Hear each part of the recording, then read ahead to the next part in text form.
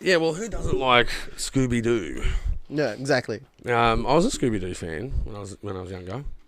Yeah. Yeah. Did you watch the cartoon? I did. When I was like a lot when I was a kid, of course. Like it was just my go-to, and like sometimes and they even. It's funny because I actually watched a video, and it portrayed that like from how every Scooby-Doo has now changed in like animation. Yeah. Like, and it just progressed through different like animations. Yeah. So the from older decades to newer. To the newer decades, Yeah. yeah. So there was an animation that I watched that Scooby-Doo himself was an alien.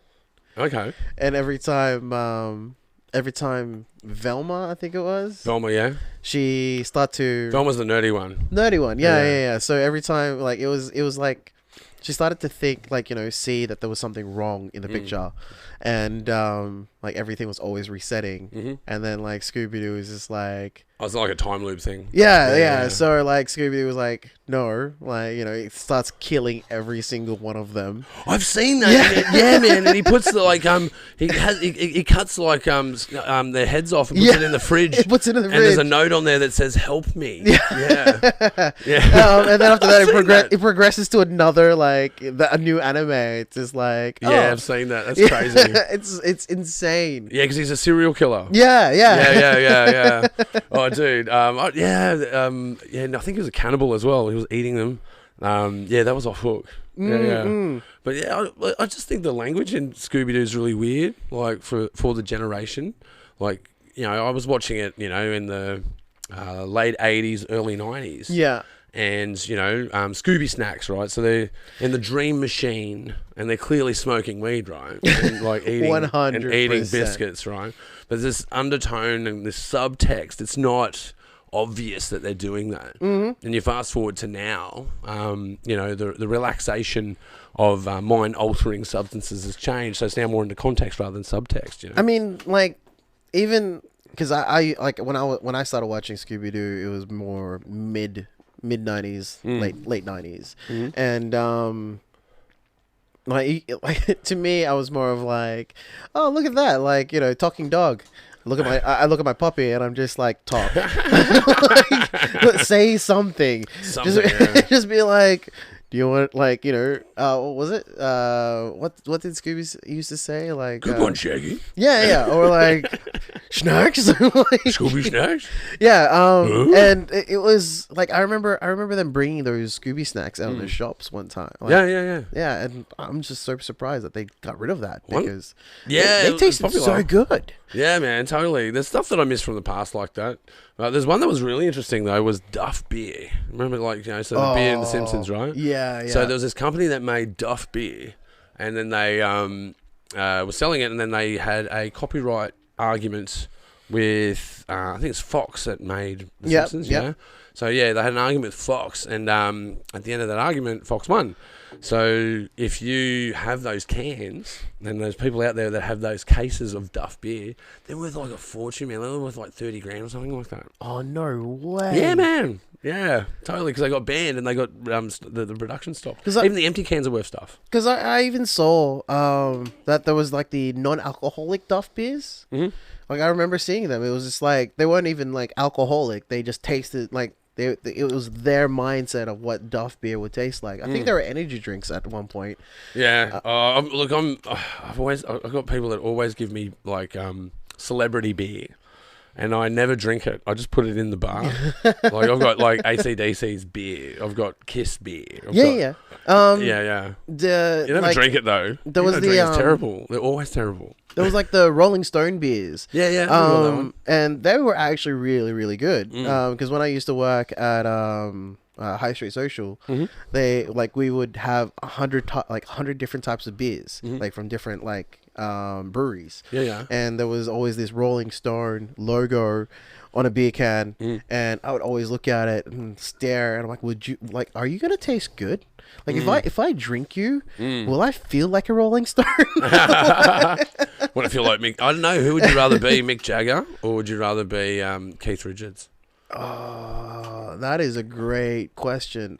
If you can get reincarnated and come back as one of those two dudes, which one would it be? Like beforehand, of course. Like before they became big. Yeah, that's your destiny. That's the glass that smashes on the ground, and you're in a program. You're in a simulation, and the simulation wizard says, "Man, you've won a ticket to be either Mick Jagger or Keith Richards. Which one do you become?" I'm gonna be honest. I really don't know much of Keith Richards' history or background, really. Like, so because of that, I probably have to go with Mick Jagger. Mick Jagger, yeah. Because the way I look at it is like, I kind of grew up with my family listening to Mick Jagger music. Like, it was just always there in the background. If it wasn't that, it would be like what was it? Sorry, techno, like Daft Punk or something like that. I love Daft Punk. I'm a big Daft Punk fan. I love it. Like the animation that Daft Punk can make, it was just booming. Like I didn't like. I loved, like, I was a bit upset that they had to kind of like cut the animation. Like, they only did 4 songs of like, I remember that. I remember that series. Yeah, that was pretty good. But they've done so many good ones, man. They got Daft Punk do like bangers, mate. Fucking bangers. But yeah, I don't know. I think I'd go Keith Richards. Richards? Yeah. Like the first concert I ever went to, I was 12 years old. It was Rolling Stones. The Voodoo Lounge, I think, was the name of the show. A big dragon that sort of breathes fire over the top of the crowd, Oh, that would be beautiful to see. Yeah, millions of dollars, right? So, I went to the show. It was absolutely amazing. And then Keith Richards came out and goes, "Well, this is one that Mick gives me 2 a year, so I'm just going to perform 2 of these songs for you. I hope you like them." Right? Went years later to see someone. One of my friends went to see the Rolling Stones, and he tells me, "Okay, tell me about your experience at the Rolling Stones, man." He goes, "Yeah, man, even Keith Richards got 2." I said, "What did he say?" He said the same thing. So I saw them in 1992. And I was only 2 years old then. Yeah, I was 12, man. I was 12, they're still doing the same show. Right. You know what I'm saying? Yeah. So that spins me out. But that's what people want, though. They like the repetition out of music. Like we revisit songs. Like me and you, we revisit a lot of songs. Man. 100%. Every Thursday that I see you, we're just like, okay, what song should we sing? Or well, what song should you sing? Should I sing? And I'm in my head, and I'm like, oh man, I don't even know I now know what your vocal capability is, so I can be like, all right, this is what you should sing tonight. Or something like that. Like, for example, song 2, like, oh man, I love that one. I love it when you sing song 2. Okay. And so that's why every time I come home, I'm like, song 2? Yeah, man.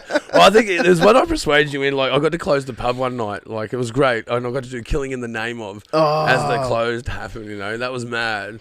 But I don't know, karaoke is one of those things where you sort of lose yourself and you find yourself. Oh yeah, 100%. Like, see, the one biggest enjoyment that I love about karaoke is that, like, even though you have to wait till it's your turn to sing. I always pest you about that. I hate waiting.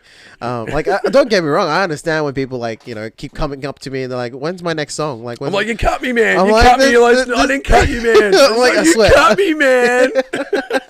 But at the same time, how we have to work it in the lines for karaoke, it's like, if there's a new singer and they haven't sung yet, totally fair. I have to put them in. Totally fair. So if there's already 10 singers and they've already sung 5 times in the night, I'm gonna have to shove that person in. Yeah, it's true though. But there's the range of the singers you get. Because it's such a privilege to see that sort of stuff, right? Because it's so honest. It's this honest space of revisiting these songs that either from your childhood or your teenage life, or you coming into yourself as an adult. That music has such a power in our life, and that's why we love it so much. This is why it's such a popular entertainment, right? Exactly. It soaks into us.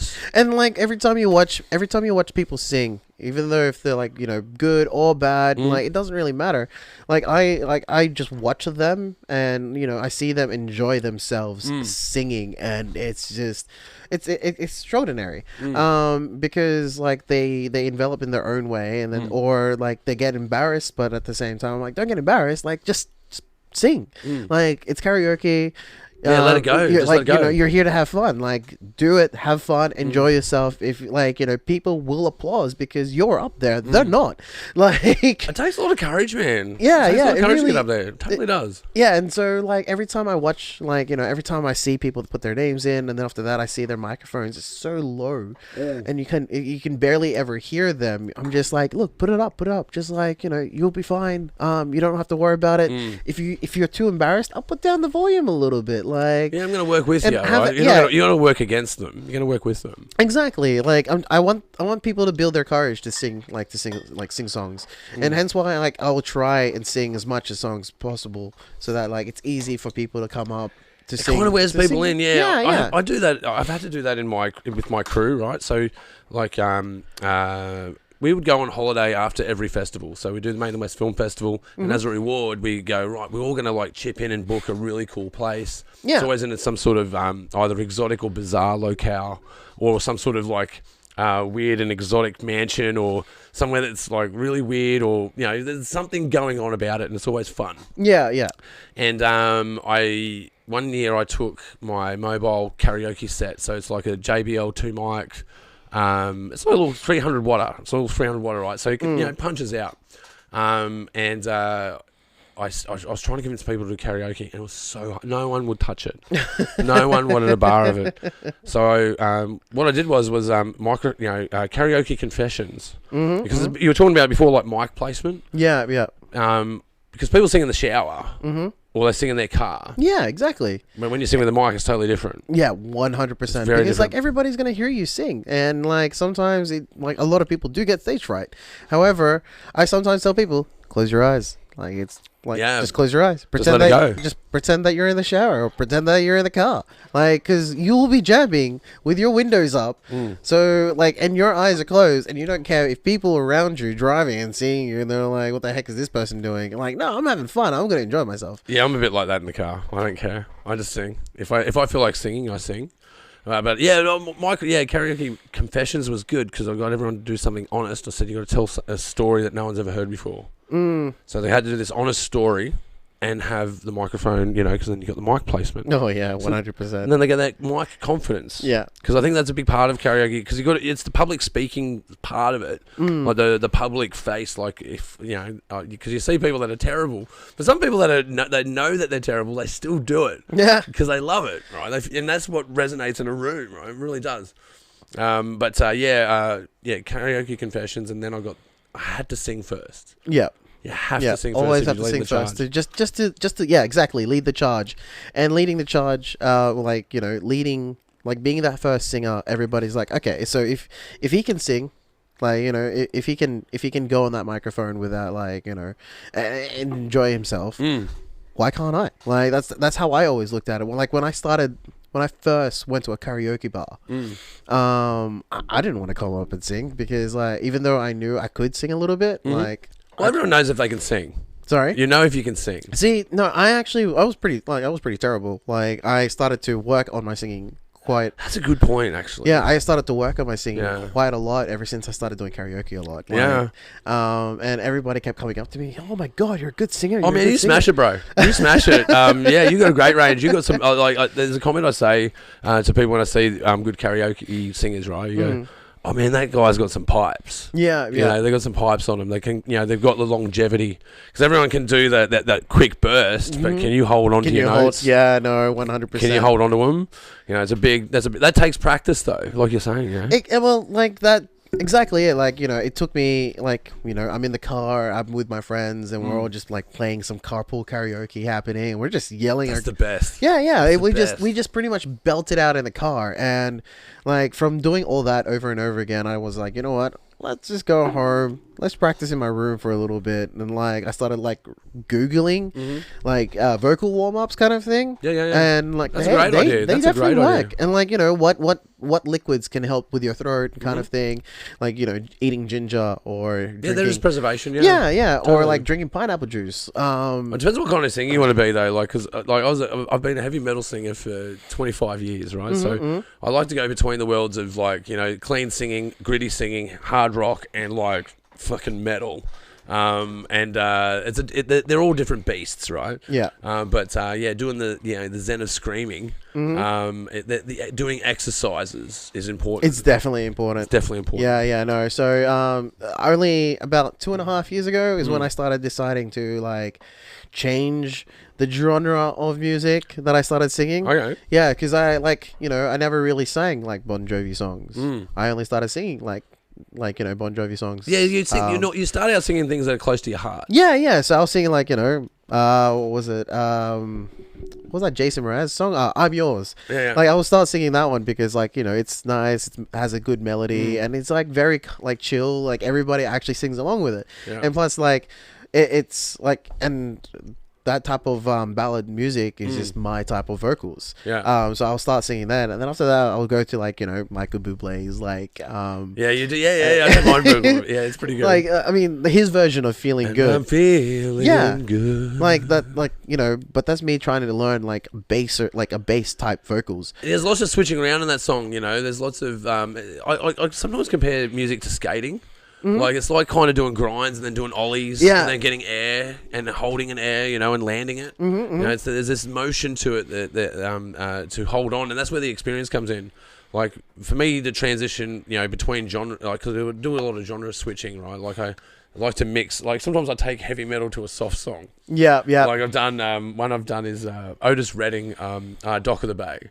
So, in a soft voice, like in a soft. Nah, heavy metal. Oh, okay. No, I'm just saying. I thought you did that in a Sorry, you're doing it in a soft vocals because. I can do it that way. Yeah, I can do it. I can do it like I can still own that piece and still do it my way and still be a tribute to the song itself. Yeah. But sometimes you can go totally rogue on it and just go scream about it. Yes, sitting on the dock of the bay.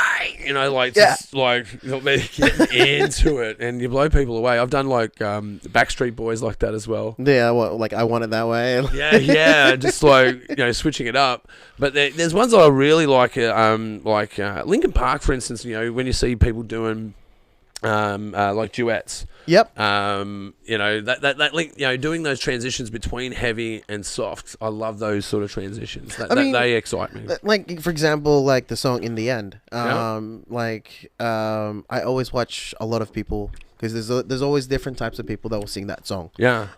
And the amount of different types of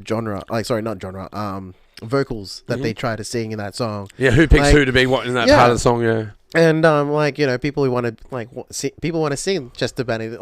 They just want to sing his side, and they just want to belt it out. But no one wants to do the rap part. What's wrong with the rap part? It's so good.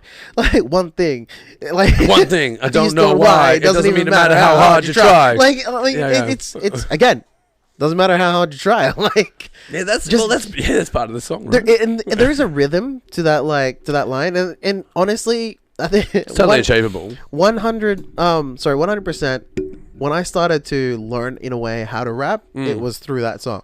Yeah, only reason because is that there was that rhythm, and then after that, I'm like, oh wait, there's rhythms in freaking in raps. So, when I try to do other songs like Eminem's "Without Me," I realized there's always a particular rhythm to go with. Yeah. There's the wavelength to get into. That space, and you get that feel for it.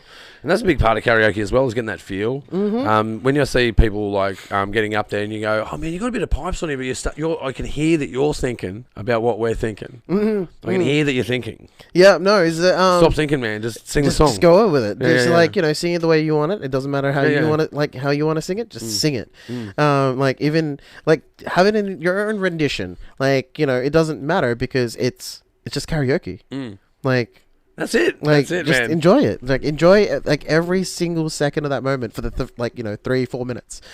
Yeah. I've been fortunate to I've done karaoke all over the country. Because it's as a vocalist, I can go flex out and do other things that get me out.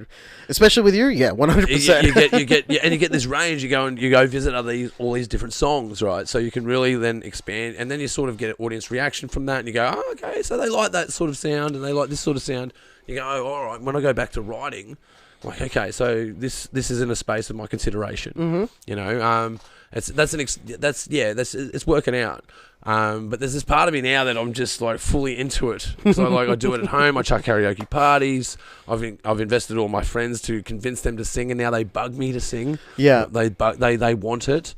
Yeah, but again, though, it's like, I don't know, there's this other part that, you know, when you had that, when you're younger, people that play guitar at a party, right? Yeah. Right? You always have to. Like, you know. Yeah, well, you're popular. Like, you have to play that guitar. I mean, if you're not playing that guitar, like, it's at a party. a pussy puller. It's a pussy puller for sure. It really is. A total pussy puller. Look, I'm gonna be like confessing about it. Like, I did learn how to play guitar just to act like just. That's why everyone learns how to play guitar, bro. For sure. But yeah, for singers, the guitar's inside you, right? Mm-hmm. So. You know, there's no. It's if you just start singing to someone at a party, it's a bit weird. So that karaoke is that space where there's social license to hop into that space and sing. Exactly it. Like, I have seen people grab their partners at a karaoke bar and just like sing it towards them. Yeah. And like serenade, serenade them and to a domestic all the time. Like, but when you're at a house party and you have a guitar and you grab your partner and you like start singing, it's like a whole completely embarrassing like. Yeah. Did you just really sing like to your partner? You wrote this song, and you did the tabs and you did the lyrics, the lot. Wow, that's commitment. Yeah, 100%. And so like when I see people singing karaoke and they do all these things, it's not even like you don't have that. Like you don't think of, did you actually like purposely find this song to sing to your partner for tonight? And did you practice it to get there as well? Yeah, it's more of like I can hear them mumble like, "Oh, I love you." Like, okay, at least he doesn't know the song. He just needs the words. Shot. He just needs the backing track there tells enough story. Yeah, right? Exactly. So like I kind of just like what was it? Sometimes I don't know the like. Actually, most of the time I don't know the words. Because you can stumble through though. It doesn't. Like, yeah, exactly. It doesn't matter. No one actually usually knows that you've made a mistake. Yeah. Well, that's how you actually write music, man. As a vocalist, like because when you get like in a band situation, you'll have a lead guitarist. The reason they're called a lead guitarist is because they're writing the lines where the song is structured around. Mm-hmm. And then the drummer will go, well, these are the fills that I'm going to put in to that guitar piece, and we're going to work out the verse and the chorus and the bridge, and we're going to put it together and choose an arrangement of these musical pieces. And then the vast thing to go on there is the vocals. Yep. And to sing vocals over tracks, the first way you approach that is not with words. It's mumbling. The tunes. Mumbling the tunes, pretty much. Yeah. Because I remember when I actually did TAFE, music in TAFE. Mm-hmm. And I was in a band with a couple of like. What's the name of your band? It's always a crack up when someone tells me they're in a band. When the teacher asked, all right, have you guys made your groups? And we're like, yes, we've made our groups. And they were like, okay, what's the band name? And like at this point, we were still thinking about like what the band is. Yeah, so we kind of just yelled, thinking about it now on the spot. Yeah. On the spot, and then after that, they were like, okay, so he just wrote down thinking about it now as our band name. That's mad name. That's a fucking mad name for a band. And so like he goes, and we finally thought of a band name. I don't actually remember it anymore because like thinking about it now as the band name was became the thing. And as soon as like we finally told him, he was like, oh, I thought your band name was Thinking About It Now. And we're just like, what? Yeah, that's the one. Yeah, okay, sure. Like, so we come up stage singing like, 4 different types of genre like music. So one was oh, mad. That's really cool. Yeah, so one was what was it? Sort of rhythm and blues stuff, or no, yeah, it was one rhythm and blues. So one was The Pretender by Foo Fighters. Yeah, okay. So it's a hard rock. Hard rock, and then after that you get with Fast Cars. Okay. I think it was Daryl Brainworth? Yeah. So that's rock. Yeah. And then no, not Fast Cars. Chasing Cars. Chasing Cars. Yeah. That's rock. Yeah. So you got hard rock and rock. Yeah. And then after that, so and then there was an Elton John song. Oh wow. Circle of Life, I think it was.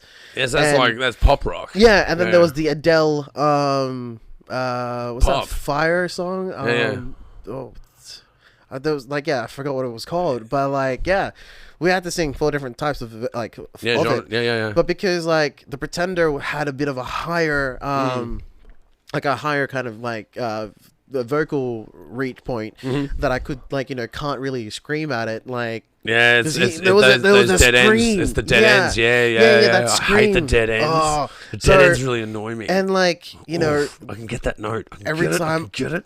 every time I thought that I was on key, like on tone, with like the melody and everything, the rhythm. No, I was off the rhythm, and when you're supposed to be on the root note and you're not on it. It's very, because like I had people come up to me and they're like, "Go with the bass of the song," and I'm like, "What do you mean bass of the song?" And like so I'm trying to sing this song, but they were like, it was so the like that bass kind of boom boom. So cue points. So it wasn't even like start with the bass; it start right after that bass hit, and I'm like, off timing. Yeah, I'm like, off timing start. That just doesn't work with my head. Like I go with the rhythm guitarist. Like I don't. Dude, man, we were always like, I was different bands, man. Like I've done like a lot of us. The way out of it all is clicking sticks, man. They're just clicking sticks, right? Yeah, exactly. I usually get that like that 1-2 count. Yeah. You know what I mean? 1, 2, 1, 2, 3, and then whatever the count is. Put your mindset into it. But a lot of guys that I talk to, man, on the show, many musicians, man, and a lot of them do, drummers in particular, they all do click tracks, man. Oh, really? So on stage, they listen to click track. And I go, man, that's weird for me because, like, when I'm on stage, I'm a stage presence sort of guy. Like, I go up there and I have a fun time, audience interaction, like, whatever the tone is, or whatever the room is, I'll, do the room, and whatever the music is, you do that. But when you're on a click track, it's this like pressure of performing an album in a room of people, which I suppose, and you have to be in the same rhythm of that. Like, it's quite selfless. It's very selfless. Yeah, and I realize that this kind of like, every musician, it's any artist actually, in a way, is a paradox of being selfish and selfless. So you're selfless in that fact that you may choose a lifestyle that is less luxurious than others, or you might make sacrifices of your time to make your art. Exactly, yeah. And like that's what I enjoy about watching like other live bands or like other musicians, because like they'll have their albums, like their album songs, but then during their live performance they completely change the like, room. They change it, like they make it into a longer... Not everyone does that. No, not everyone does that. That's why they just duplicate their album. That's why I enjoyed Ed Sheeran's music, because he always changes it up in his live tours. Brings a live aspect to it. That's what you want. I'm not here to listen to the album. I want to see you. Exactly. I want to see you. But a lot of guys, they do click track sort of stuff, and for me on stage, like flying by to your seat, that's what I found. Is like that's very selfless. But I realised I'm more of a selfish artist. Like I do art for entertainment. Don't get me wrong. There's the aspect of, I need to capitalise on what I'm doing. I need to be an unapologetic capitalist. I still need to try and make some money off this. But there's the other part of me, I like doing this. So being on stage and being fluid, and it's not clinical. And that's why like there's those people who have that manager just like we need money, we just give me the money. Interesting part of art. And you kind of just lose the love of music. And like when I was in that band that I had, I was like, as being the lead vocalist, I was so selfish. I'll just have a little bit more. I was so selfish because I always tell them, can you guys just go with my vocals? Like, I'll lead, you guys follow me. Yeah, okay. And like it actually ended up like working so well. So when you were telling me like how people were always like songwriting and everything, so the assembly, that's a different like assembly, I would always tell them, I'm like, all right, make your make the music, I'll make the words, and I'll try and like go with the rhythm of how the song goes. And then once we finally get that rhythm, like once we finally have our own song and everything, I'd be like, all right guys, with me, like rehearse it.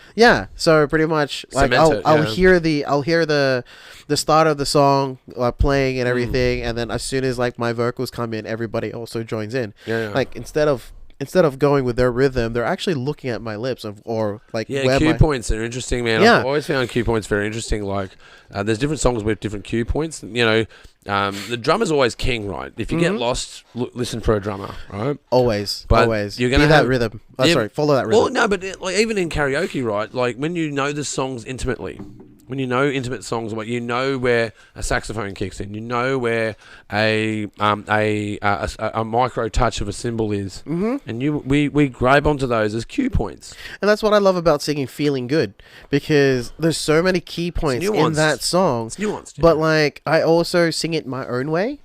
And that's the part that I love about doing karaoke. You got a choice. You can do a total radio spec to the artist, do it your way, or totally go off map with it. Yeah, and there's a huge thing that like a lot of people at karaoke bars, that once you sing a song and it's not like, you know, and it just goes out of rhythm of the background music and like, you know, your vocals, people start to judge that like really like heavily. And like, you know, I see people like, you know, either singing it in a rock style, or I see people singing it in a like soul type music, and people are just like you know, it kind of just loses the melody of like, you know, it being like a jazz background music and then a rock vocals. Yeah, you can venture too far. Yeah, like you can totally venture too far. Yeah, and like I start to be like, all right, you know, tone it down a little bit, like just follow back to the rhythm, and then go to that rock point, like, you know, the screen point. Yeah, like well, that's the parts I like, man. For me, that's the parts I like, is the transition clean to dirty. When I get a chance to do that, there's certain songs that are like that. Like I think ones that are from my childhood, actually. Like, you know, for me, starting out as being interested in singing was like me with a hairbrush in front of a mirror when I was 9 years old, you know, singing the hits of my parents, you know, like my mother loved Billy Idol, so when I sing like Rebel Yell, man, I bring my metal experience to that, but only just sprinkle it on, and then you sort of go, well, for me, I then go, well, I want to like hit Billy Idol tones in there, but then you go, well, here's opportunities and spaces for me to for yourself, for myself, yeah, and how I put my tone in there. And then you got choices, because you go, well, there's multiple characters that I've sung as if that makes sense. Like the journey for your voice is vast. Like you know, especially, you know, I'm not especially, but you know, in my journey of looking for my voice, started in my teenage years, trying to get into bands, trying to find where I, you know, fit in, and I found my first experience to really, you know, my first experience in bands to really be guttural vocals. Yeah. I found it to be what's the word? Honest. This really honest space. Yeah. Honest. I mean, like, to be honest, like I didn't actually start with like, you know, when I started singing, I didn't actually start with you know, who were the artists? Who's your go to as when you were younger to sing? It was Westlife, honestly. Okay. Yeah. NSYNC, Westlife. They were kind of like my go-to, trying to find out where my vocal range was. Yeah. And then after that, I started like, you know, then my brother started introducing like rock music to me, and I'm like, oh, what's this? Like in my head, like, you know, I was starting to feel like Jack Skellington. What's this? Like, yeah. So I started hearing all these like, you know, he introduced me to Creed. And that's when I started singing like My Sacrifice. It's all jaw stuff. It's all very and so I started like, you know, trying to go into like somewhat that vocals, and then I would hear that like, you know, Hinder, you know, and like I'll try to do that, like, you know, his vocals, and I'm like, okay, like, you know, this is how entertainment works, like. But should I like follow how my vocals should? And like, you know, my brother ended up coming up to me and goes, yes. Yeah. Follow your vocals. If you can't, like, you know, don't copy things, and like. Yeah, don't fully emulate, man. Yeah. At some point, you got to get to your voice. And for me, like, I found that space several times. Even when you find your voice, you may have this perception of, wow, I found it. This is the thing. This is me as a vocalist, as an artist in this space. This is how I approach work. But then I always had this perception of, when you get older, you start to lose it. It's totally not my experience. As I've gotten older, I'm like, before I'd never touch Radiohead, man. I'd never go for those high notes, man. Oh, don't get me wrong. I know what you mean, because like that's what I'm doing. Like that's what I've been doing a lot recently. Like I started to not like I started to lose myself and like just reaching what was it, like Bruno Mars, like high notes, like having a stab at some really big stuff. Yeah, having a stab at some really big stuff, and then you may get disheartened in when you try a stab at something that's got a lot of dynamic range that may be outside of your range at certain parts of the song. You go, oh well, I can't do this part of the song, so I'm not going to do this song anymore. The more I do those songs, the more I actually go, oh fuck, I landed that motherfucker, I got it.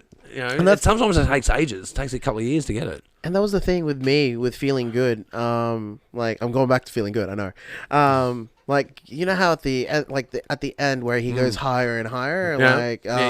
He scales through. Yeah. Like I could never get that rhythm of going to that peak. Yeah, the transitions. Yeah, the transition of that peak, and I find like as soon as I finally could hit it over and over again, I'm just like, this is my favorite song. Yeah. Like the amount of people that come up to me and they're just like, oh my God, you did amazing. And it boosts my ego. It makes me feel good.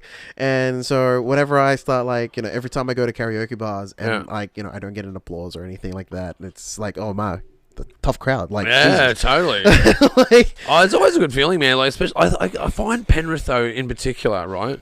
Penrith has got this sort of culture to it where people aren't afraid to put their heart in their sleeves. They're robust. Like, don't get me wrong, it's not a vulnerable thing. It's more about being robust. And it's more like because when I go to different karaoke bars around the country, you'll find that you'll always have those quintessential songs. Like, you would know the songs, man, doing that kind of work. The quintessentials, start spreading the news. And that's why, like, when you said that, like, when you go around the country for karaoke, it was more of like, you'd listen to the songs and whatever people like, enjoy. You'd match the room. You'd match the room, and that's what I usually do now. Like as well, like I'll go to, for example, because I run running the karaoke at the Red Cow. Like I'll sing songs that people like I already know that people will enjoy. So I'll just continue with that. Yeah, crowd places. And then after that, I'll go to like a different pub and for karaoke. And again, that's a whole different crowd. The crowd places are different. Yeah. The Thursday nights, it's a younger crowd. I find them to be more what's the word, like, because it's not just about new music. Like, they don't mind older music coming in. No, they don't. Well, there's so many times I think I've come up to you and Miles. Big shout out to Miles, actually. Yeah, definitely big shout out to Miles. Shout out to Miles. Hi, Miles. Hey, how you doing? Give Miles a wave. What a wonderful host. What a wonderful singer. Totally draws a crowd. That lady. Yeah. She draws a crowd. Oh, yeah. Absolutely amazing person. If you see her out there, go and like do some karaoke with Miles and her crew. All things karaoke, like live and entertainment. Like it's a mad side as well. They have a lot of venues.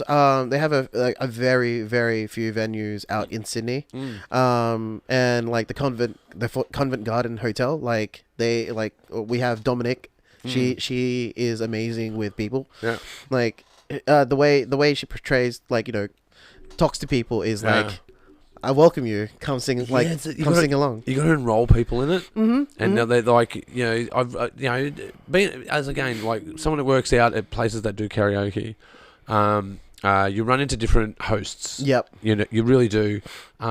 And it's always a negotiation, and you've got to sort of hold back, like we were talking about before, about whinging about being, oh, well, you just moved me off my fucking list, man. And but you got this new singer, man, and like they haven't performed yet, and this may be their first time giving this a shot, so I'm going to give them the shot before they bail out on it. Maybe that situation. I do get into that situation almost every night. Yeah. But you handle it really well. You handle it so well. Oh, thank you. You do, and so does Miles, man. Because and then there's a few other hosts. Sorry, I don't know their names. There's been a couple of other hosts that I've ran into at the Cow that are really good. So there's most likely Andre. Andre is the other Filipino.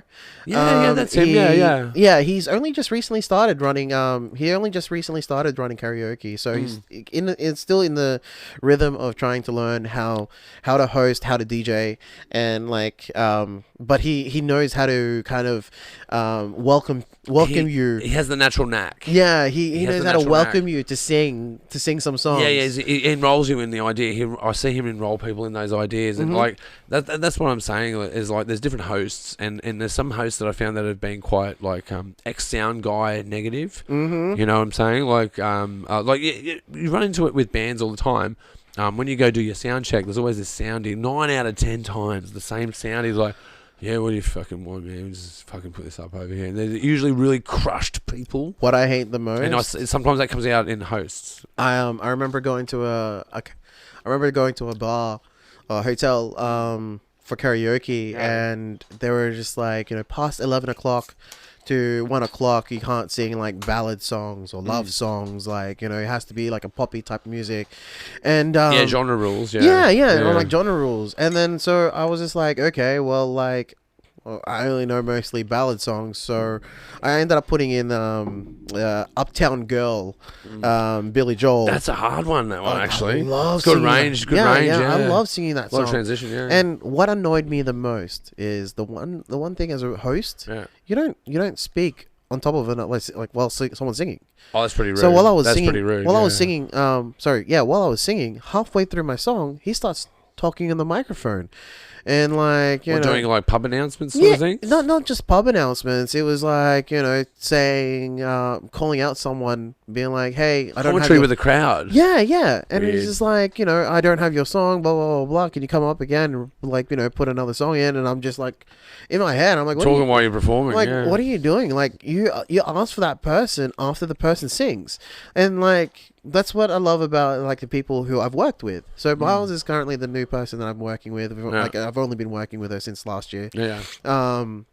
But at the same time, like, I've had like 2 other people that I've worked for, and they were great people.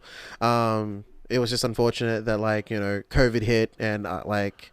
Man, you've survived that though. Yeah. And I must say, like, out of everyone, like, and people there appreciate it, man.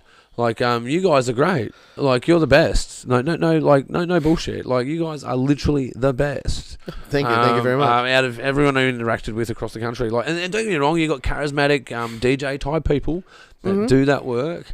But you guys get amongst it, and like, there's always like, don't get me wrong, there's that karaoke guy that will do that first song. Yep, that's me. You do the first song. You got to do that initiation. But you'll do a song later on as well. Like no, I'll wait. Like I'll do a whole round. I won't like skip people. I'll definitely do a whole round of people singing, so that like everybody has their song. Yeah. As soon as I go back up, that's the round over. That's right. Like, you're tied off. Like people need to know that like once I actually go up, the round is over, and I'll reset the round again. And you're gonna judge it on the room. And then the line of like new singers, I will like start putting them up. Yeah, you're gonna promote those. You're gonna promote that. Yeah. Because like you wanna get new singers up there. You don't wanna have like Depends on the room though. Like if the room's quiet, you go, I'm going to get a regular up to pump this room up. Exactly, and that's why a lot of regulars come in early. Yeah. Because like once they come in early, they know they can sing about 8 songs in a night. Yeah, they sneak them in. We all know that, bro. We all know that. We all sneak them in straight up. But we're always fighting at the tail end. So there's a whole bunch of us that fight at the tail end, and we always want to. Everyone wants to close, man. Everyone wants to close at the cow. I want to close this fucking song. I want to be the last song of the cow. Everyone wants to be the last song. As soon as it hits like 11:50, no, not 11:50, like 11:40. Yeah, it's like, oh, am I closing? Can I close? Yeah, can I do the last one? And I'm like, look, it's in the line. Like, this is how I broke down, bro. Like this, yeah, this is how I broke down. That's how I look at it. And I'm like, if that's how my line is, whoever is like, I'll start calculating. Oh, this is gonna be that last person singing. Like, I have to cut everybody else from the bottom, and go from there. And like, so I'll go on the laptop and I'll start like, because you know how on the TV you will see who's the next singer. Yeah. I'll go on the laptop and I'll just write down like the next 5 singers or the next 4 singers. And you're putting them in a list and then you're aggregating it and measuring it. So everybody's just like, oh, so by the time I was number 3. By the time now you're number 5. But by the time like someone calls it, like every time I call someone and they don't show up, then I'll cut them off and I'll put the next singer in, like, Well, that's what I figured out. That's the space you want to get into as the, you want to go, okay, so the head, so the left home going drunk. All right, so it's this time. If I write down now. All right, so I'm going to do Killing in the Name of. All right, I'm going to go up to Fishy.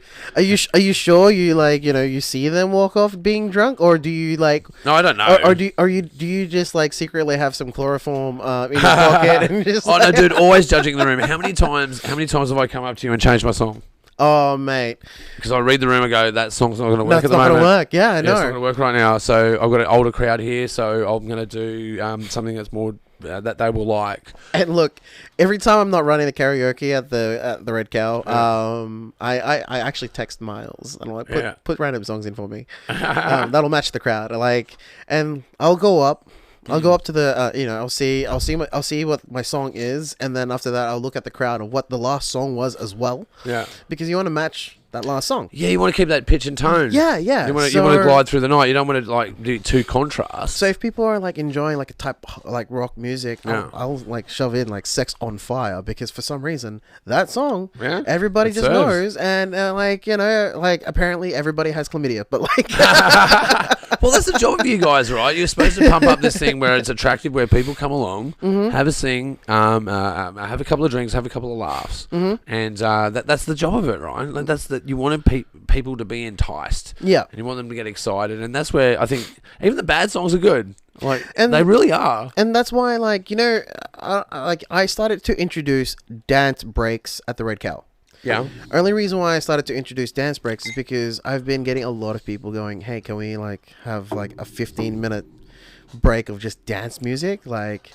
They all do it. Everyone dances. Everybody goes in. That's why I started. I always, and I know a lot of people are probably annoyed by this by now. Yeah. That I will always put in Nutbush. Dude, I love the fact that you put in Nutbush, and I'll tell you why straight up. I will tell you why straight up, right? Yeah. Tina fucking Turner, right? Rest her soul. She is fucking mad. Oh yeah, She's 100%. Awesome, man. She was, through the. I went to go see a musical recently as well, which was great to see because she's one of my heroes, man. Yep. I fucking love Tina Turner. You got to understand the context of this, and for our listeners out there, man, this is the context of Tina Turner. Let's just put this into context. So you've got an African American lady who's 40 years old, who ends up doing the anthem for the NRL in the 80s. Right. Think about the context of just that. I didn't know that. Just that one fact alone. Yep. You're simply the best. Right? Oh, that's why Simply the Best was a massive thing here in Australia. Yeah. Okay. It was the anthem she performed. I think it was 88. She performed in Australia, and she that song took hold in Australia. It's an anthem. Right, that's how powerful that song is. It's a fucking anthem. Because any karaoke bar that I've gone to, they know it. There'll be an Australian or someone singing "Simply the Best" by Tina Turner. That's right. And with another female, so it'll be always a duet. Yeah. And they will just blast it and blast singing it, and everybody knows this song. They love it. So knowing this history now, actually, yeah, there's more. I've got more for you, man. I've got more. That's where it starts. Okay. It's the beginning, right? So before she got to that point, she had to deal with Ike, which was he was a wife-bashing, horrible person. Yeah. That picked her up at 17, saw that she had promise. He was a good guitarist, and he wrote his position. I feel sorry for him because he had a hard upbringing. Yeah. But the way that he treated was unfair. Yeah. Had the rights to all the music at the start, so she had to write an album at 40 to then succeed. Even further. Simply the Best. Yeah. That's where that comes from. That's the Beyond Thunderdome song. Oh. She was in Beyond Thunderdome, right? Right. As an actress, she was in Beyond Thunderdome. Yeah. So she starred in Australian cinema. African American lady stars in Australian niche cinema. Right. And produces music for that movie. Yep. After being the anthem founder of the NRL. Oh my God. So the Nutbush, you ask. Yep. Right? The Nutbush is where she grew up. And that was the first song that she got the rights back off from Ike. Oh. She grew up in Nutbush on the city limits. Yeah, okay. Yeah. So she came right. That's where all those lyrics are coming from. That's right. Okay, yeah. And that turned into a dance that is nationally recognized at any place that you go, anytime. And if you don't know that line dance, you don't know, you've missed something. You've missed something. You need I mean, I learned that I learned that dance when I was in primary school. That's right, we did. Yeah. I learned that in primary school in the early 90s, man. And I was embarrassed. I was 100 embarrassed about that. Trying to dance in front of everybody in my school, but everybody's doing it anyway. So I'm like, oh, okay, because in my head, I'm Filipino. I'm not part of this country in a way, but I was born and raised here. Yeah. No, you're totally part of this country. Bro. Yeah. I was born and raised here, but in my head, when I was a kid, okay, I got you. There wasn't much brown skinned Asians in my school. Yeah, well, even in media sense as well, we're champion heroes, man. Yeah, all Anglo-Saxon. Yeah, and so that's why I'm just okay, well, if everybody's dancing, then I'll dance as long. And so I would always watch everybody's steps and trying to okay, so it's right, left. Yeah, left, back, front. Well, we Kick, do the heel and toe polka as well. Remember the heel and toe? Oh, what was it? The hokey heel and toe, left 2 3 4, heel and toe, left 2 3 4, right hand back, left hand back. Isn't that with the not the hokey pokey? It was the hokey pokey as well. Yeah, but none of that heel and toe one was the Cotton Eye Joe, was it? Or that was very similar. Very similar. Very similar. Yeah. That's very similar. But yeah, we had to do that in school. So we do all these dances in school. But Nutbush is iconic. So let's just count the resume. NRL anthem of all time. Yeah. The Nutbush, which is an iconic dance that is danced in every pub in Australia. Every pub in Australia. Every school. Every pub. No, definitely. Everyone knows it. Started in Australian cinema and produced music throughout Australian culture that is so underrated. Yeah. You don't go, Tina Turner, that's amazing, right? You just go, she's a household name. They're Tina Turner. What are you talking about? I mean, yeah, that's how powerful she was. See, the thing is, I didn't know, there's a lot of musicians out there. One of my heroes, bro. Yeah, a lot of musicians out there that you don't realize that they have this huge history to why they're so popular, and that's why my brother loved the Beatles. Yeah, and I didn't know why he loved the Beatles, and he started telling me some of the history about the Beatles. For example, one of their political. Yeah, one of their songs, "I'll Be," a very Catholic Christian type music benign song. Yeah. He told me that they learned that song in a bathroom. They were in a bathroom when they did that song, just so they can hear the echo coming back. And I'm just all this history and everything, and what was it? Michael Jackson was another person. Yeah. And there's a lot, man. There's so much to unpack there. Jesus, bro. You've just chucked a logic bomb and grenade onto the Pagey train fucking table, bro. Where do I begin? Shit. Michael Jackson, Jesus. I don't know. Look, what was the first movie you were talking about? Sorry? You said Michael Jackson and someone else? Who was it? I said the Beatles, then Michael Jackson. The Beatles, man. Yeah, the Beatles, man. The thing that really changed at that point in history is really interesting. So music, because we're talking about the birth of music, not the birth of music, but the birth mostly the birth kings of pop and culture. Queens. Kings and queens of music, really. The godfathers of it. Yeah. The grandparents of it, really. Mm-hmm. So what changed around that time was all kinds of stuff so TV became a thing, right? Black and white TV. The black and white TV, yeah. Before that was radio, right? And so TV started up around that time, and it was very managed before the Beatles.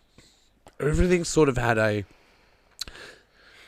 secular base of regimentality with the government. That's pretty much how it was running.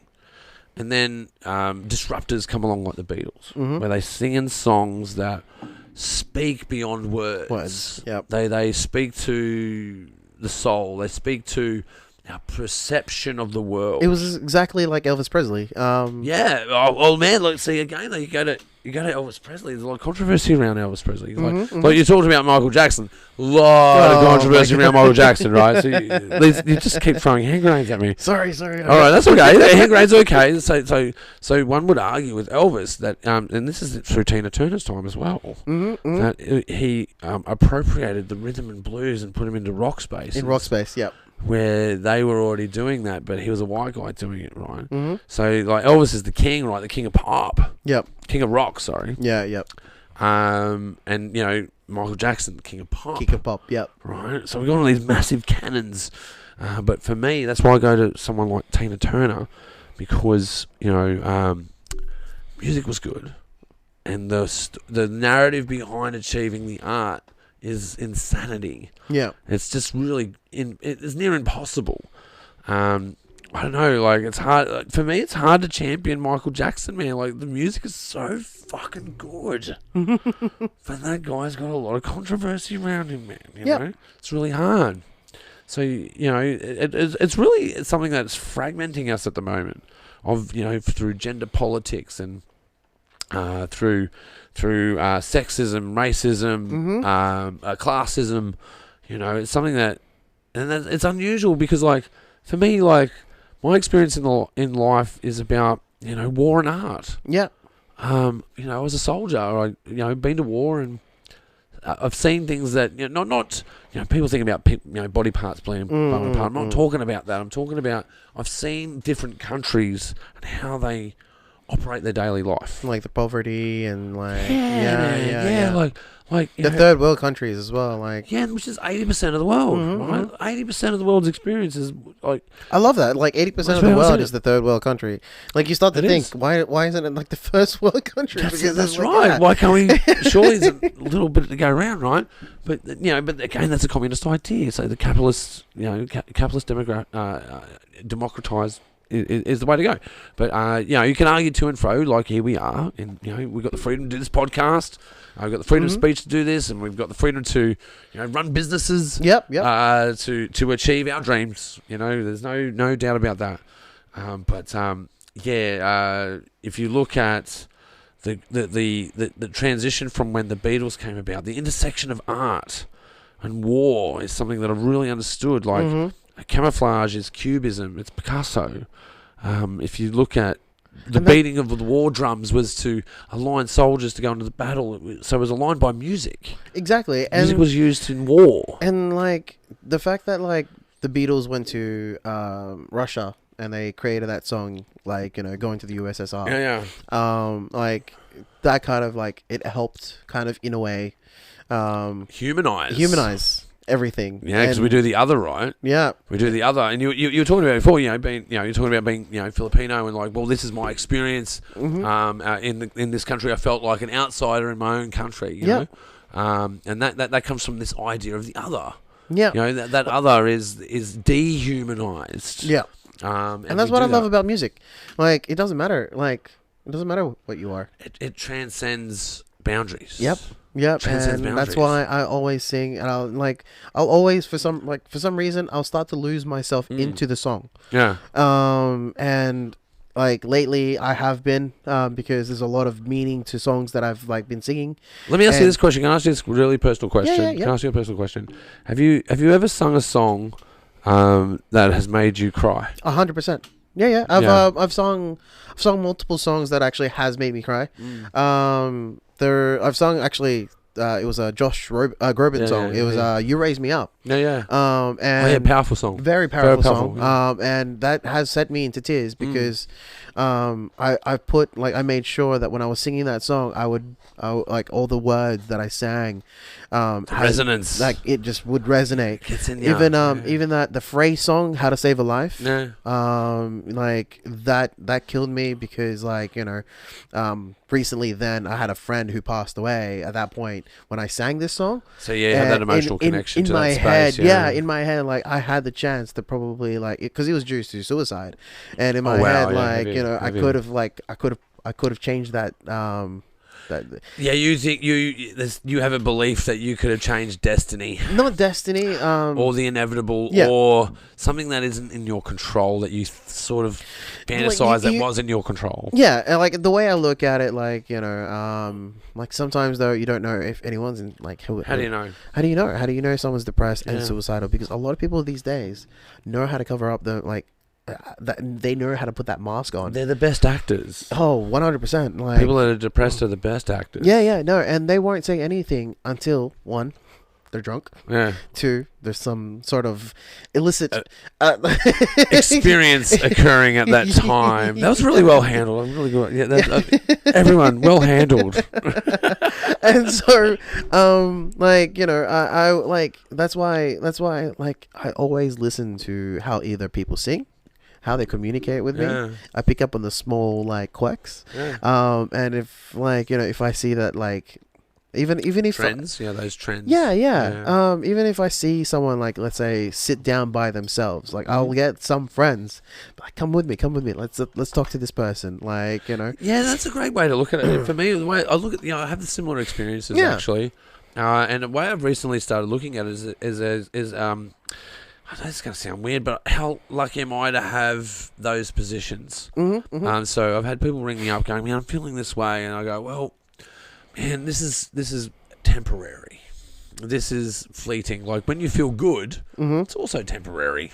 And that's why, like, I like when it comes to something like this, in a way, like this, that like the depression side of subject. Yeah, it's anger without energy. Energy. Yeah. I'm glad I'm not the only one that uses that phrase. It's totally anger without energy, man. You're exhausted. Yeah, you're depressed. Yeah. And so I always tell people, and I'm like, look, let it out. Like, get angry. Fucking take your 2 minutes, bro. Go find a punching bag. Actually, there is a thing called Dragon Punch at Time Zone. Yeah.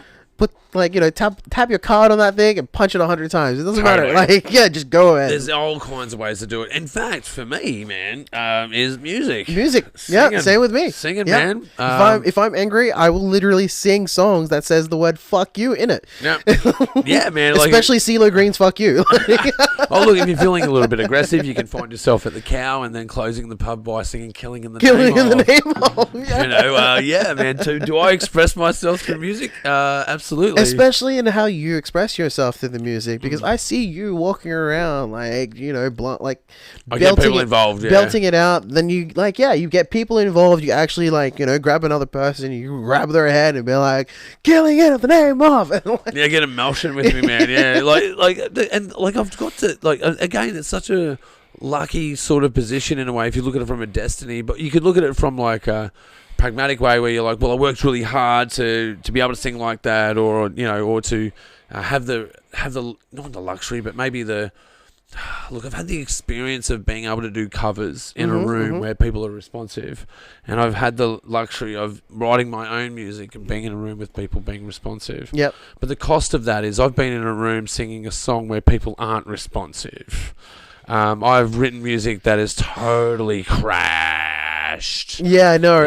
I've sung in rooms as well. That like, I would think that like people like I try to sing those when I sing songs, I purposely sing songs that people can sing along with. Yeah, anthem songs, anthem songs, and like as soon as I see that no one is singing with me, it's cold. I'm like, oh shoot! Pretty cold. Like, what am I doing? Like, did I do something wrong? Because I don't sing Shannon Knoll, Shannon Knoll's version of "What About Me," because every Australian knows that song. Yeah.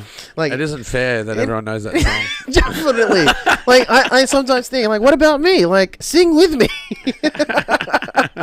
Oh, dude. Yeah, but that can happen, right? It's the room. And it's you that day, too. Yeah, no. Yeah, 100%. And, I've been on both sides of that blade, where it's your music or someone else's music, and you're in a room, you're trying to read the room, and you're trying to perform and trying to... But again, for me, it's totally selfish. Like, it's the expression out of my lungs that is my guitar. And when I get to do the ones I like the best, actually, are the ones I've never done before. Where I go, sometimes you get the catalogue of a karaoke room. Yep. You go, I've never sung that song before. I've got no idea. Let's have a go.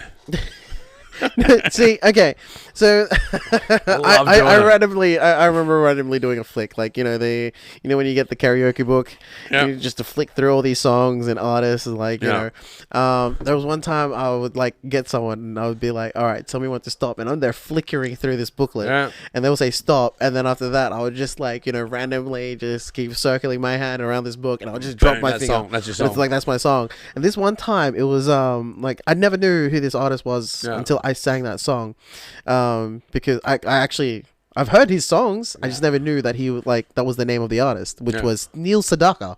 Okay. What's that song? Sorry, it was a one-way ticket.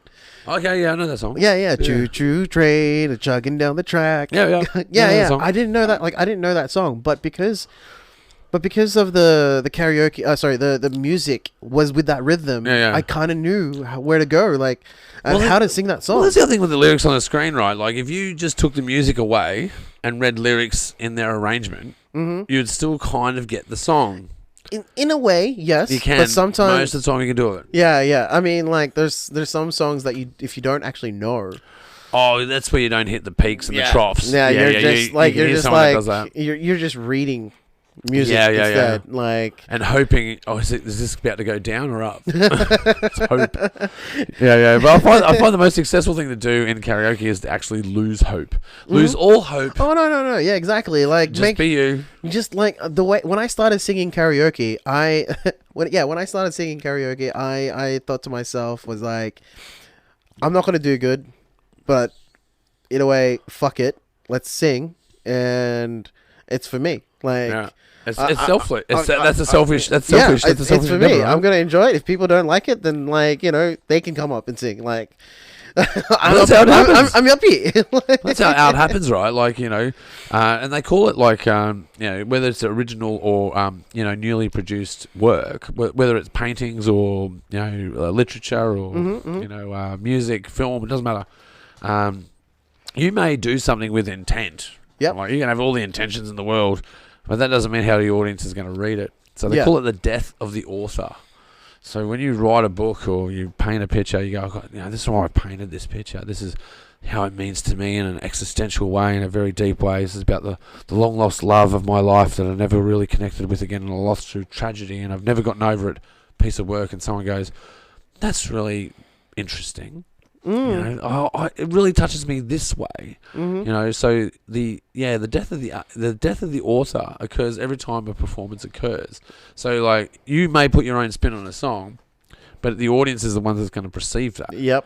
Your intention has nothing to do with the actual art piece itself, but it has. That's why it's a paradox. That's why it's selfish and selfless at the same time. You go, well, I don't want to sing this to sound bad. Yeah. I want to sing this to sound good. Yeah. And people like it. Like, you want to sing it, like, usually, like, I've had a lot of singers come up to karaoke who are, like, phenomenal, magnificent got singers. Pipes, bruh. Oh, bro. Pipes. Yeah, I know, Pipes, like... I saw this chick, she totally outdid me, man. And when I saw her, I'm like, there's no way I'm going to get you. There was this girl... She did Led Zeppelin, man. I was like, fuck. Oh, Pagey. Yeah, that was her. Yeah, man. Oh, as soon as, like, she just let go of the mic. She's just like, I don't need the microphone. She didn't even need it. And she just belted it. And I'm like, I can hear you from a mile away. Like, you're like... Fucking Pipes. I got goosebumps thinking about that person, man. Oh, like, she did. Like, she was amazing. She smashed all of us. Actually, there's another girl. There's another girl named Paige. Yeah. She used to go to the Red Cow for karaoke. Yeah. But she recently, like, moved overseas. Okay. And, like, I'm still in contact because we're actually friends now. Yeah. And you're always making friends. Always making. I have to make friends. It's my job. That's like, what you do. It's not that I'm just hosting karaoke. I'm hosting all of you guys. Yeah, like, that's right. I even though I feel that, like, usually when I see new people, I'll be like, coming to sing. Like, come up. Yeah, roll them. Have to do it. But no, there was this person, Paige. She would, like, sing Alicia Keys, like, New York, or like Concrete Jungle sort of stuff. Like, she would hit those. That's notes. A hard song. Yeah, and I'd be like, whoa! Like, I would sit down. Right in front jungle where dreams are made up. That's a hard song. She hits those notes, and I'm there sitting down on the ground, and I'm already bowing to her, and I'm like, oh my god, like, keep going. And, like, the only upsetting part is that because she was, like, always working, she'd finish at like 10, 11 o'clock. She'd only be able to sing one song. Yeah, so as soon as I see her come in, I'm like, what are you singing? Yeah, that's what I'm saying. Sometimes you want to get those singers in there. Like, I've been with different karaoke sort of DJ, sort of singer type people. Yeah. And they always go, can you do, I've had some of them come and go, can you do this song? I'm like, especially if there's a new crowd. Yeah, they go, I want you to pump these people up. And especially when they have a different venue, right? And you actually turn up to their karaoke at a different venue. For example. Wow, okay. Yeah. So, like, back then, I used to run 3 different venues. Yeah. But it was for 3 different, like, karaoke companies. Okay. And, like, Yeah, okay, yeah, that would be that's a complex contracting scenario. Yeah. But I was doing it like as a helpful end, like they needed someone to run it, so I was like, it's usually how it starts. And then when someone finally gets COVID, I will leave and I'll actually go back to my actual contractors. But yeah, that's mad that you guys do that. Yeah, we all really cool. we do collab. Like, and you know, like we help each other out. Yeah, protect each other's contracts. That's really smart. Yeah, that's really smart. And it's you know, it's easy. There's no issue whatsoever. You know, they pay my contract and my contract pays me, and that's how it works. Of course. And like, there's no illegal way of trying to like keep them. Because like, no, it's all subcontracting, man. I know what you mean. Like, like I have the same sort of issues in film, right? So, so it's all gig economy stuff, right? Yeah. So, I need to fill this space for here because I need a camera operator and a sound person. But I'm only going to hire them for this gig. But it always comes around full circle because then they go, well, I need a vision switcher, like with their own gear. I'm like, okay, I can show up and help you out, you know. That's just how it works. That's why I'm really stoked to hear that is about that collaboration, you know. Yeah, like, so to like, help each other out because that's what we do out here in Western Sydney for filmmakers. It's the same thing. I mean, that's the one thing. Like, you know, I usually have some people that come to karaoke with me at different types of venues, and I'm gonna chase it down to other venues now. Well, I'm only running. I'm only currently running now the Red Cow. Okay. But if like, you know, that's All Things Karaoke, and you know, I was going to help out with All Things Karaoke as well at the Seven Hills RSL, because they have the Seven Hills RSL as well on a Friday night, and like, you know, like. I was going. Pagey train on a Friday night, bro. But then again, you have the Saturday and Sunday nights at the Covent Garden, like, and again, as I said, like Dominic, amazing person. Like, I'm still yet to meet her in person. But I've seen her videos. I've seen like, man, your content is going really well. You guys are smashing. That's what I mean when I say you guys are the best. I fucking mean it. You guys are the fucking best. We make sure that there is content. Like, and like, if people don't want to get recorded live. Like, we make sure, like, you know, we won't record you live. We're playing a bit of hooky from work. I'm supposed to be here right now. But like, we have put me on the internet right now. We have a huge a sign. We have a huge sign saying, like, you know, like, share, and like, you know, this is a live karaoke. But people, of course, have their rights to be like, I don't want to be recorded. That's fair enough. Like, that's really nice of you guys because really, like, you know, picking up a mic and being in that scenario, you sort of already announced yourself as, like, I'm here to be public. Yeah. You know, so you already have like a social contract, but it gets iffy because I do this sort of stuff all the time, right? So to sign rights, we're talking about is signing rights. But in a way, the way we write down is that we make sure that we have a sign saying it's a live. Oh yeah, but that's the legal space. Yeah. So that's where our legal legality is there. So, but if we were recording without that sign.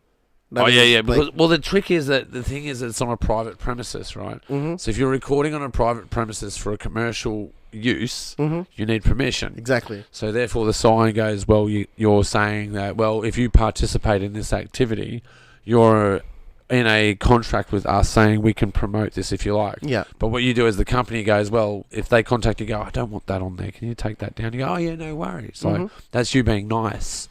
You don't actually have to do that. You've already got the contract. Okay. Yeah. Well, see, for me, like, oh man, I've got to tell you, like, I've been through the music ringer through several states through Australia. It's fucking jagged and arduous, right? Yeah. And the last person that wins is the artist. That's the last person that wins. The venue wins. The producers win. The music producers win. So when I started in the film industry, I didn't want to take those aspects with me. I wanted to make sure that artists get paid for their work, and then, you know, that's time with artists. And that's about bringing value and what value means. Yeah, like you think about your contract with the pub, right? You go, well, this is the value that I'm adding to your space, so that's increasing your profit margin. So therefore, this is my share out of that promotion. Yeah. And and then that's all kind of artistry. And it also promotes the place that we are going, like that we run the karaoke to, because we actually do write down on every live feed who the singer is, for one. Yep. What song they're singing. Yeah, you make friends with everyone. Yeah. And then after that, I also write down what venue they're in. So that, like, they'll be like, oh wow, like, it's an outdoor area, because like the Red Cow is the only place at the moment that I've seen that's an outdoor karaoke. That's true. Yeah. Everywhere else on your side is all indoors. Indoors. So the only issue that we have for the outside karaoke is that by the time it hits 10 o'clock, we actually have to dim down the volume. Hence why. Yeah. Okay. Because So gotcha. it's not Red Cow rules. It's Penrith. It's council. It's Penrith Council rules. Yeah. Only reason why is because outdoor venue. Not even a kilometer away, or like half a kilometer away, there's residential areas. Yeah, but you moved into an area next to a pub. see, this like the tie-overs are amazing. Like, so playing at the Annandale, we've played at the bands have been in. We've played at all these venues that always have residential complaint. Yeah, and you're like, but you live next to a pub. Yep. And that pub was there before you bought that place. Yeah. It existed before, so it is a bit of tug and fro, like to and fro, I should say, between those two ideas. But at the same time, if you're in a CBD area, there's an entertainment aspect to that. Yeah. If you live next to a stadium, you're gonna hear football games. Yeah. What are you gonna do? Cancel football games? You can't really It's gonna be really. It's going to be loud. That crowd is going to cry out. Yeah. For their winning team, but at the same time, oh sorry, like I just realized that the microphone wasn't even close. There we go. No, you got it. You've been really good at it. You've been really good at it. Like you've been totally natural at it, man. Normally, I haven't had to tell you once, like, hey man, like bring this mic over. Every guest, man, I've got to go. Just bring this mic closer. No, I purposely I'm the way I'm talking is like I'm singing into this microphone right now. But no, like yeah, it just really annoys me because yes, we do get a lot of complaints, and so that's why we used to we used to be at 11 o'clock, and then we'd cut down. I'm pretty sure I've done ones at midnight. I know. I'm pretty sure I've done ones at midnight at the Cow years ago. That was years ago though. Only this year that they started to go, all right, Red Cow, you need to actually. Dude, I've done the closing for a Cow. I'm pretty sure with System of a Down at midnight. Like if it was with Miles, she wouldn't have cared. Oh, she's really good, man. She's so man. I've got to say, she's so impressive. The way Miles, she smashes it, bro. The way that Miles does it is that if you're a good singer, she'll blast that song. Yeah. If you're if she knows that you're a mediocre singer, undertone it. She'll have to undertone it. Yeah. Yeah. And we do get in trouble by the owners of the pub. Yeah. But we've kind of been doing a leeway. Yeah, it's compromise. We compromise about it because they're winning in the end though. They shouldn't care. They're just worried about their complaint regime. Well, where the suburb, where Thornton suburb is, right? Just email them back, shit, man. Yeah, where Thornton suburb is, right? Yeah. So complaints are not coming from there. It's coming. Really? You want to know where the complaints? Where the fuck are the complaints coming from? The complaints are coming from where the stadium is. What? Yeah. Apparently, not even. That makes me feel a little bit happy, actually, because I've never been a part of that problem. So apparently, yeah. So it's closer towards where Ripples and Kmart is. Yeah. I know what you're talking about. So it's South Penrith. Yeah, very close to South Penrith. Yeah. And I'm just how? Well, you know what? I don't care. Everybody. Oh, dude. Look, but enjoy the music. It's just one night a week. It's going to be there every Thursday. Oh, dude. And we stop. We have been told to now stop at quarter to 12. Hence quarter to 12. Okay. Yeah, so that's why by the time it hits 10 to 12, it's that's the last song. You know what I mean? Oh, look, I'm happy if I get 4 out. If I get 4 out, I've had a great night. Oh yeah, that's a mad night. If I got 4 songs in, especially on the quiet nights. There's I've gotten up to 8. We haven't had a quiet night in a while.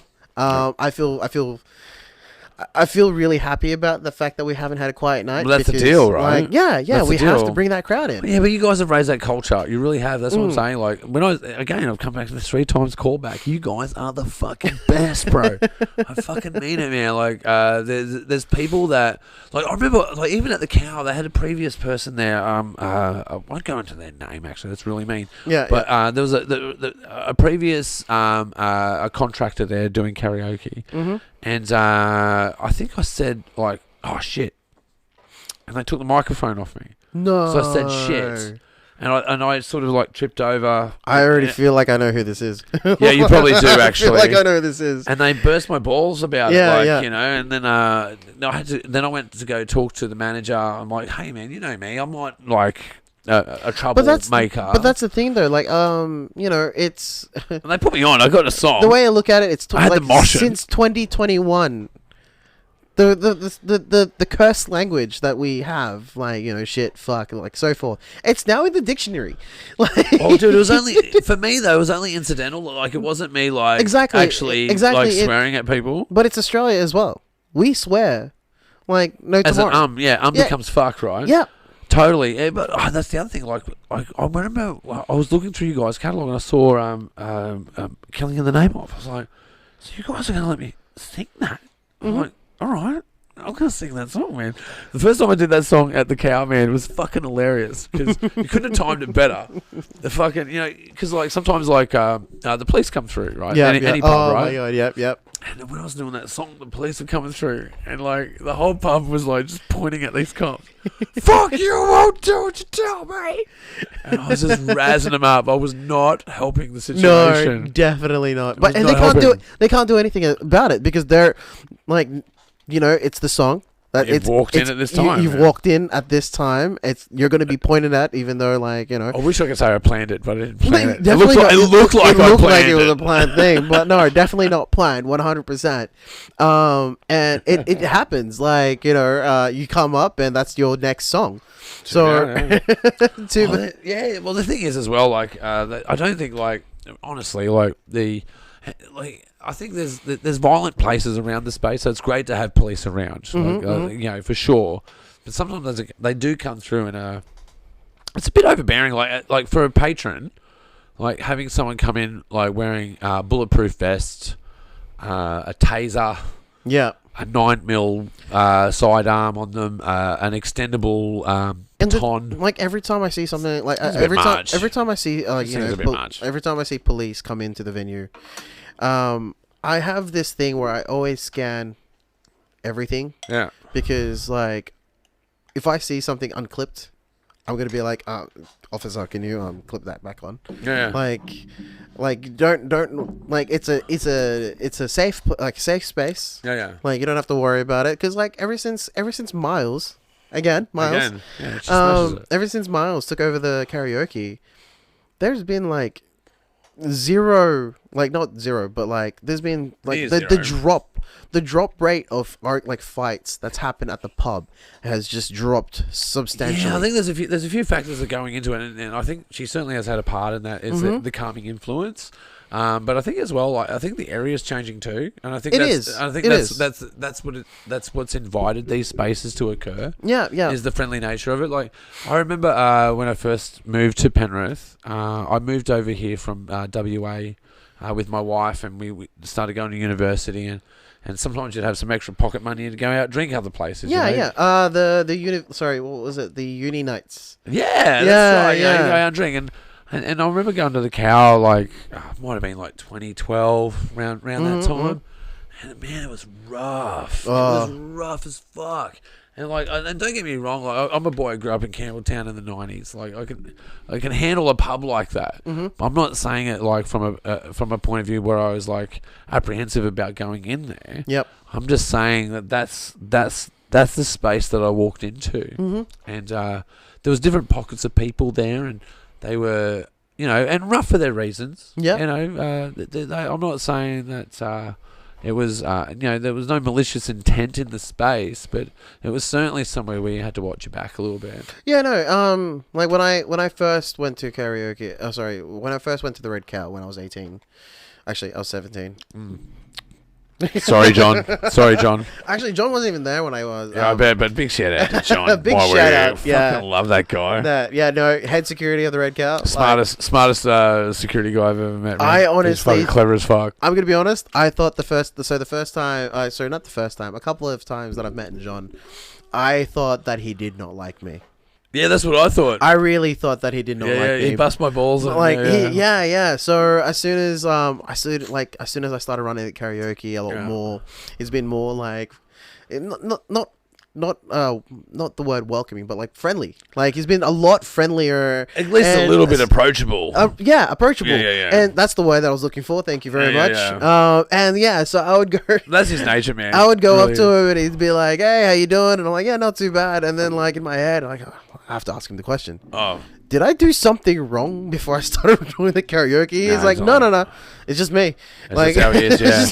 But I tell you what, out of any venue in Penrith, knowing John's in there at the Cow is a peace of mind. He's the best. Yeah, he's absolutely the best. He's very friendly, unless you like go. Oh no, I've seen him unfriendly. Yeah. He's very friendly unless you're in the bad side of like you twist his arm like. And look, that venue is like it's the center of town.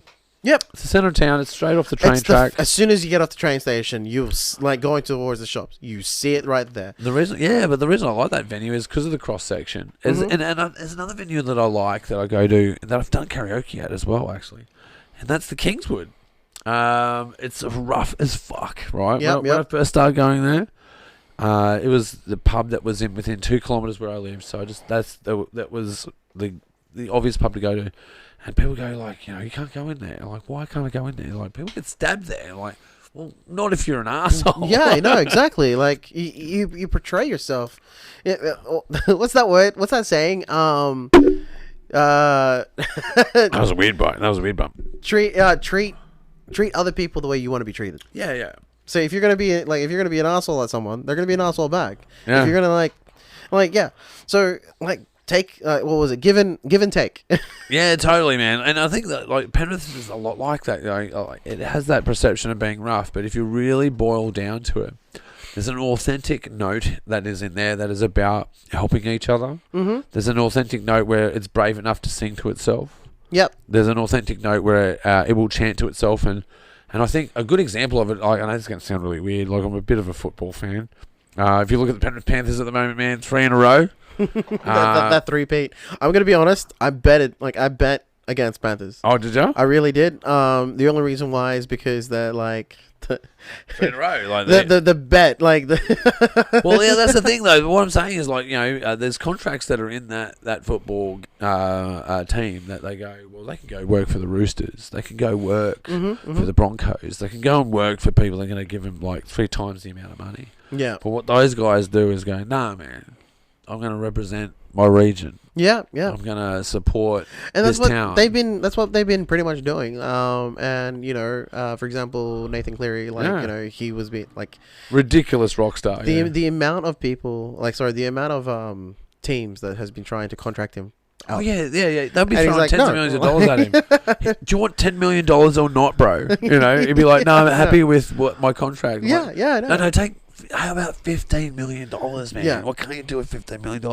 But that's my point about Penrith, man. Is that cross section? Like, I'll be honest with you. I've had some karaoke hosts, companies actually come up to me and they're like, "Would you work for me?" Oh, yeah. Poacher. And I'm just like, no. I like my job. I doesn't matter how much I'm getting paid. The person I'm working for is worth working for. So important. Yeah. So important. Like, and that's the one thing, like, ever since, like, everybody that I've worked for Miles has been the most helpful person. Oh, look, I can't praise that girl enough, man. Like, I really can't. Amazing. I can't really, I really she can't. Can read a room, but so can you though, man. Like you can read a room that. But that comes with experience. Yeah, but she's just. I used to DJ. Yeah, that's right. I was about to say, like, you work a room, right? Yeah. I used to DJ, and like I would look around and be like, okay, Can we like? Is there another song that you can sing like that would go with the crowd? Where are we going now? Yeah. But if they can't, then like all right, we'll just go with that. Like we'll just continue through because it is karaoke. Let's just enjoy the nights. But yeah, no. When it comes to like dance music, like the dance breaks, I will make sure that like I'll read that crowd properly, and if they're gonna be like if they stop dancing, like. Let's switch it up. Switch it up. Like, let's start. Read the room. I always make sure that I have my eye level on like across everybody because, what do you call it? Like, I want to make sure that everybody is enjoying their night, and if everybody's not enjoying their night, I'm doing something wrong. Well, dude, I can certainly say this, that you're highly appreciated at that venue, and you're highly appreciated as a compadre and someone that brings order to chaos of us guys singing at that venue, man, because you guys, like I say, Fishy, you guys are fucking fantastic. But look, I think we're at the end of the show. Yeah. But where can we find you online? So you can find us on Facebook or Instagram. Under All Things Karaoke Live Entertainment. And just hit us a like, hit us a follow. And we'll definitely always make sure to update you guys where we are. I mean, and you guys are so consistent with your content. No, we do it every day. Like we make sure. Yeah, no, be a part of it, guys. It's totally awesome. But once again, thank you so much for being on the show. Thank you for having me. It's been great. I've had a great time. But guys, you've been watching The Pagey Train. That's right, The Pagey Train. You can go and check us out on Spotify. That's right, video on Spotify. But if you're one of those diehards that wants to go onto YouTube and while you're there, don't forget to give us a subscribe. But hey, for you avid listeners, you can go and check us out on iHeartRadio, Apple, iTunes, basically anywhere that you can find podcasts. You've been watching The Pagey Train, and we'll see you next time. That's 3 clicks in there. I love that. Yeah. That's 3 clicks. I was right. I was thinking you were probably going with the 2. Yeah. I normally do the 2, but I went with